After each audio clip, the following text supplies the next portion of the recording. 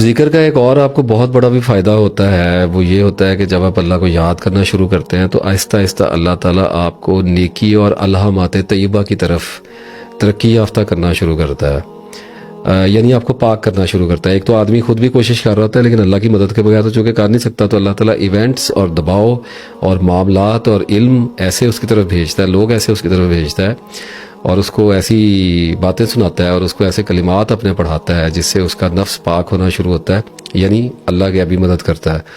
تو اب وہ وہی والی بات ہے، جیسے سورہ نور کی آیت ہے 6:4، اس میں الخبیثات للخبیثین اور پھر وہ والطیبات للطیبین کے الفاظ ہیں، تو وہ پوری آیت تو جو جس کانٹیکسٹ میں اتری تھی وہ حضرت عائشہ رضی اللہ تعالیٰ عنہ اور حضرت صفوان رضی اللہ تعالیٰ عنہ کے اوپر جو تہمت لگائی گئی تھی اس کی برت کے لیے اتری تھی۔ لیکن اس وقت ہم نے جو اس میں سے لیا ہے وہ یہی ہے کہ بری باتیں جو ہوتی ہیں الخبیثات، بری باتیں، گندے کام جو ہوتے ہیں وہ خبیثین برے لوگوں کے لیے ہوتے ہیں، اور اچھی باتیں طیبات جو ہوتی ہیں وہ طیب لوگوں کے لیے ہوتی ہیں۔ تو جب آپ اللہ کے نام سے اپنے آپ کو پاک کرنا شروع کریں گے تو اللہ تعالیٰ آپ کو ایسے خیالات، آپ کو ایسے وسائل، آپ کو ایسے سورسز دینا شروع کرے گا، آپ کی زندگی میں ایسے معاملات کرے گا جسے آپ کو طیبین میں سے لے جانا شروع کرے گا، پاک کرنا شروع کر دے گا، اور آپ کے ارد گرد جو برے لوگ ہیں ان کو دور کر دے گا، آپ کے ارد گرد کی کمیونٹی کو سب کچھ چینج کر دے گا، اللہ آپ کی پوری زندگی کو بدل دے گا انشاءاللہ تعالیٰ۔ تو ادروائز اگر میں ایک آپ سے دل کی اور بات بھی کہہ دوں کہ جیسے اب طیبات کی بات ہو رہی ہے تو اللہ تعالیٰ قرآن کی سمجھ عطا فرمائے گا، ادروائز جتنا مرضی زور لگا لیں، میں فرینکلی آپ کو بتا دیتا ہوں قرآن پاک کی ایک انڈرسٹینڈنگ جیسے ہے، وہ جیسے کہتے ہیں باطن ہوتے ہیں قرآن کی آیات کے اور ایک ظاہر ہوتے ہیں، تو آپ قرآن پاک کو جتنا بھی علماء کرام سے حاصل تو کرنا ہے، علم تو سیکھنا ہے، لیکن اس کو کہتے ہیں انٹلیکچوئل انڈرسٹینڈنگ، اور ایک ہوتی ہے ایکسپیرینشیل انڈرسٹینڈنگ۔ وہ ایکسپیرینشیل انڈرسٹینڈنگ آپ کو تب آتی ہے جب آپ کا مائنڈ پاکیزگی میں ہوتا ہے، سنک کر رہا ہوتا ہے۔ تو اب قرآن کا باطن ایسا ہے کہ اب آپ بار بار ایک آیت میں سے گزر رہے ہیں لیکن وہ آپ کو نہیں سمجھ آئی، لیکن اچانک آپ ذکر کر رہے ہیں اور اس کے ساتھ قرآن کی آیت میں سے گزریں گے تو اللہ آپ کو وہ سمجھا دے گا اور وہ آپ کی نفسیات کو بدل دے گی، اور اس سے وہ آپ لوگوں کی بھی نفسیات کو چینج کر سکیں گے۔ اس کی ایک مخصوص سمجھ ہوتی ہے جو آپ پہ وارد ہو جاتی ہے، اس کو باطن کہتے ہیں۔ اور پھر ایک تیسرا بھی ہوتا ہے کہ راز بھی ہوتے ہیں، اللہ تعالیٰ دے دیتا ہے اپنے بندوں کو، اور وہ ان کی نشانیاں تو یہ ہوتی ہیں کہ جس کو بتایا جاتا ہے وہ بھی ششدر رہ جاتا ہے، اور وہ آگے جب کسی کو بتاتا ہے تو پوری دنیا وہ بھی ششدر رہ جاتی ہے۔ تو یہ قرآن کی ایکسپلینیشنز ہوتی ہیں۔ تو اس میں بہرحال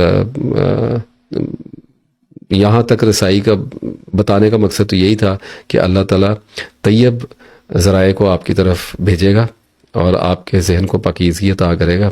اس کے لیے پھر صبر، توکل، تقوی، علم، توبہ، تزکیہ نفس، ان چیزوں کو ساتھ لے کے چلنا پڑتا ہے، صبر کے ساتھ چلنا پڑتا ہے۔ علامہ صاحب نے کہا تھا نا، ہزاروں سال نرگس اپنی بے نوری پہ روتی ہے، تب کہیں جا کر ہوتا ہے چمن میں تیدا ور پیدا۔ شعر مجھے پورے یاد نہیں رہتے۔ تو اللہ کے بنائے ہوئے بس آزمائشی سسٹم میں سے گزرنا ہے اور گزرتی رہنا ہے، اور اللہ تعالیٰ کی طرف اپنا رویہ جو ہے وہ ہر ممکن حد تک بہترین رکھنے کی کوشش کرنی ہے، اور اپنے بیلنسز کو فائنڈ کرنا ہے۔ ریکمنڈیشنز دے رہا ہوں، پوائنٹرز دے رہا ہوں، کوئکلی دے رہا ہوں کہ اپنے بیلنسز کو فائنڈ کرنا ہے، انتہاؤں میں نہیں جانا، جب بھی کسی انتہا میں جائیں تو واپس آنا ہے، سینٹر لائن میں رہنا ہے، اور اس کے بعد اپنی ایکسٹریمٹیز کو آبزرو کرنا ہے۔ بیلنس آپ تب فائنڈ کریں گے جب آپ اپنی ایکسٹریمٹیز سے واقف ہو جائیں گے اور اپنی ایلوژنس پہ کام کرنا شروع کریں۔ آدمیوں کو اپنے بارے میں، عورتوں مردوں کو مغالطے بہت ہوتے ہیں، اپنا پتہ ہی نہیں ہوتا، دوسروں کو پتہ ہوتا ہے آپ کیسے ہیں، آپ کو نہیں اپنے بارے میں۔ بہت سے ایسے زندگی کے رخ ہوتے ہیں آپ کی شخصیت کے جو آپ جانتے نہیں ہیں، تو ان سے اویئرنیس پیدا کریں، اپنی برائیوں کو پہچاننا شروع کریں، نارمل لائف گزارنے کی کوشش کریں، اور ذکر کریں، اللہ تعالیٰ کو یاد کریں۔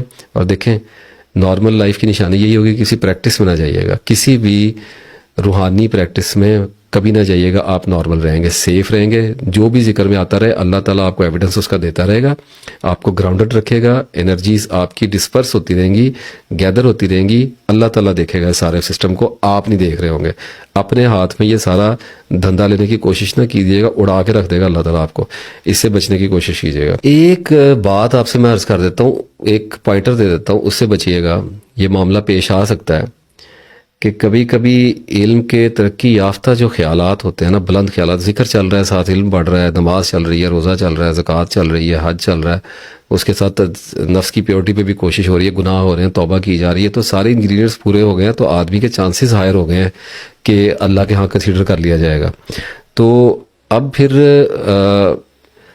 شیطان کبھی کبھار انسان کے ذہن میں نیوکلیئر اٹیک کرتا ہے.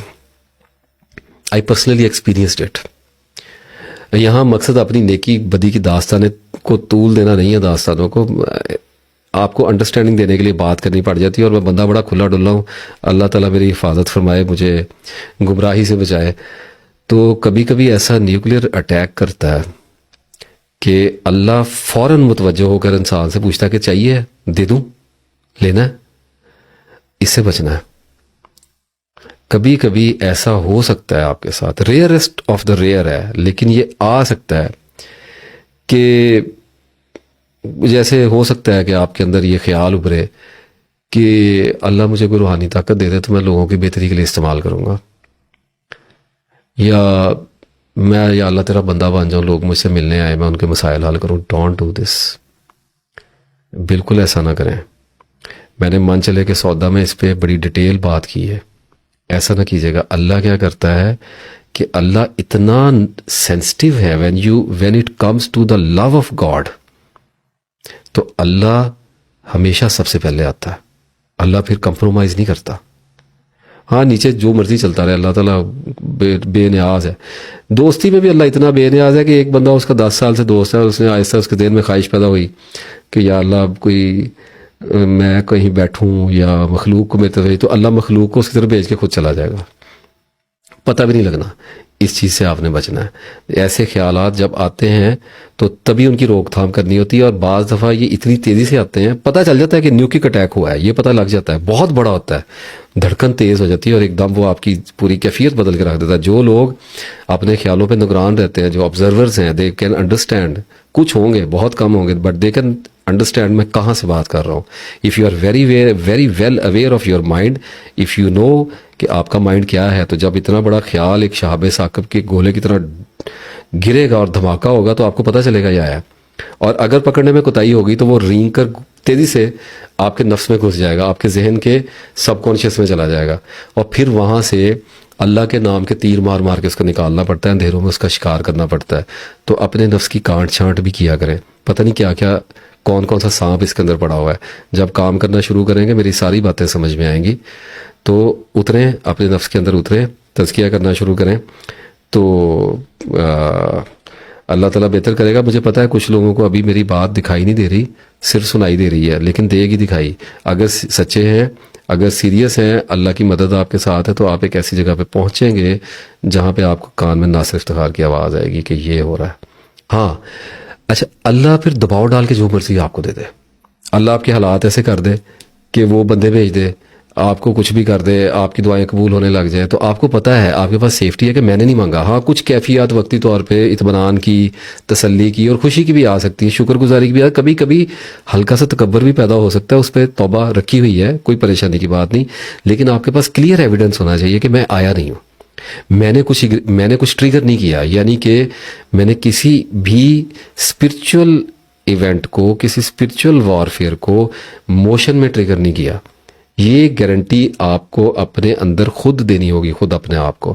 اس کے ساتھ آپ کو چلنا ہوگا. بس اگر ہونے لگ گئی ہیں، دعائیں قبول ہونے لگ گئی ہیں، کچھ اس قسم کے کام آپ کے ساتھ اسپرچول ہونے لگ گئے ہیں، تو خوش ہونے کی کوئی ضرورت نہیں ہے، ایکسائٹمنٹ کی کوئی بات نہیں ہے. کس چیز پہ ایکسائٹڈ ہو رہا ہے آدمی؟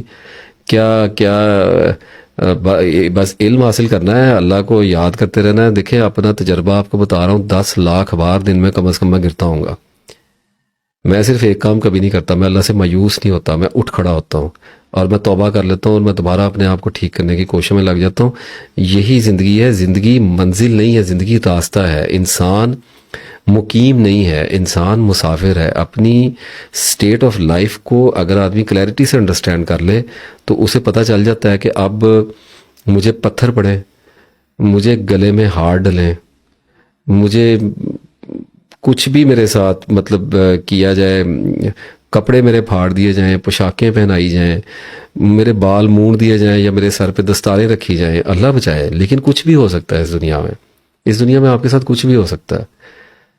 تو آدمی گرتا تو ہے، کمزور تو پڑتا ہے، لیکن صبر کے ساتھ ہی چلنا ہے. اللہ سے دعا مانگنی پڑتی ہے کہ یا اللہ اب جو کچھ بھی تو میرے ساتھ کرے، تو نے وعدہ جو کیا ہے کہ میرے نفس کی کشائش سے زیادہ نہیں کرے گا، تو مجھے اس سے زیادہ تکلیف میں نہ ڈالنا اور مجھے تکبر میں گرفتار نہ کر دینا.